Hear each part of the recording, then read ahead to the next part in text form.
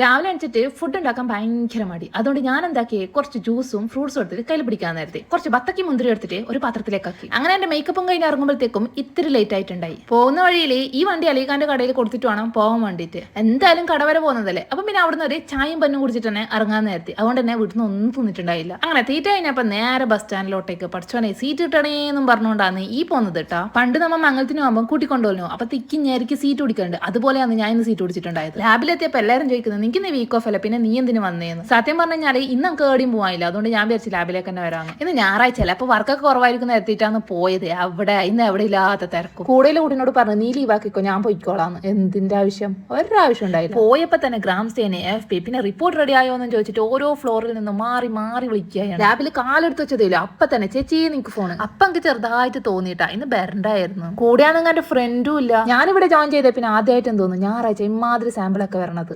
അങ്ങനെ വർക്കും കഴിഞ്ഞ് നേരെ റൂമിലോട്ടേക്ക് പോയി. അപ്പൊ അത്ര എളുപ്പമായി.